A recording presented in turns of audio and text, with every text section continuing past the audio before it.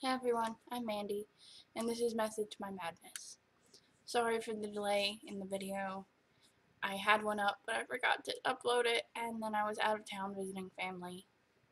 But I learned some new information that I'm going to include in this video anyway, so better I didn't upload it.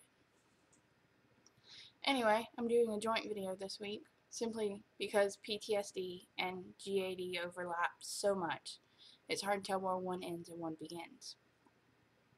So, PTSD, post-traumatic stress disorder.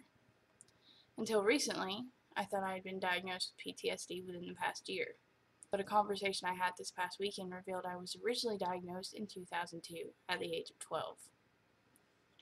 I know I said the first experience with mental illness I had was after that, but I didn't realize anything came out of the test I was given. I remember taking them. There was an IQ test and an ink blot test, and there was talking to someone, and I remember hearing the IQ test results, but nothing else. Anyway, that narrows down what caused it, kind of. I mean, for me to be diagnosed at 12, it was probably because of my crappy and, yes, traumatic childhood.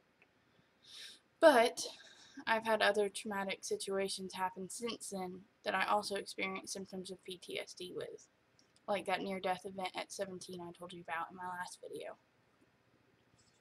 So what are the symptoms of PTSD? Flashbacks, nightmares, anxiety attacks.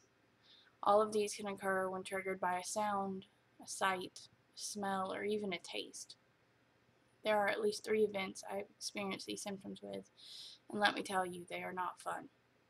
I've woken my husband up screaming in my sleep from a nightmare. It has been what did happen, what could have happened, and what could have been worse, and in a few cases, what could have been better only to have the bad happen again. I've had to pull the car over to the side of the road because I couldn't drive during a flashback. Let me clarify. It's not just remembering what happened. It's as if you're living it all over again. With the incidents of almost dying at 17, I've had flashbacks where I can smell the chemicals as I feel them burn my skin, where I've tasted blood from my busted lip, where I can feel each blow land, and where I felt that gnawing hunger and thirst.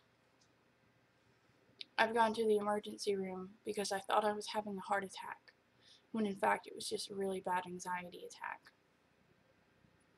On that note, what is anxiety? Anxiety is hard to describe. It's the fear of what has happened, fear of what might happen, fear of what couldn't possibly happen, but it's more than fear. I'm at a loss for words for how to describe it. It's this feeling of dread. It's constricting. It's horrible. It's as if you are experiencing everything through a filter.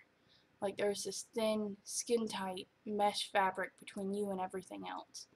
It affects how you see, how you hear, how you taste, and touch, and smell. It is thin enough that no one else can see it, but thick enough to disorient you. It itches, but it's too close to you to get underneath. I've never worn a wetsuit, but I imagine the feeling is similar. It also makes you hyper-aware of your surroundings, but not just the big stuff. When in a crowd, I am aware of who is closest to me, what they're wearing, what they're doing, how they smell, the rate at which they're breathing, everything. It's really hard to explain, but I tried my best. The anxiety attacks are much easier to describe, though they differ from person to person. My anxiety attacks involve my heart beating super fast, not being able to breathe, crying, confusion, disorientation, and a weight on my chest.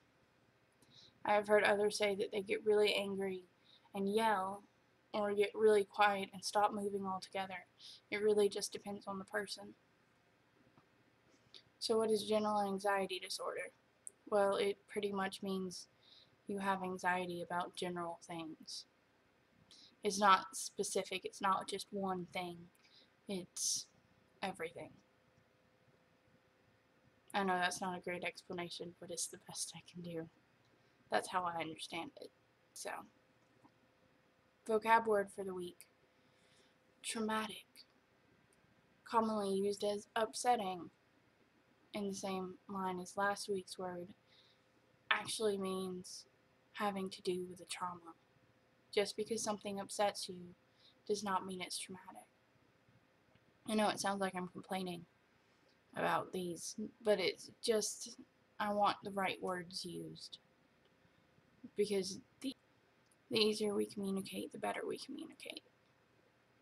Okay, so I know this video has been short, but I've pretty much covered everything I need to say. So, as always, leave your questions, comments, or ideas in the comments below. Like and subscribe and share with a friend if you like it. And have a great day. Bye everyone. See you next week.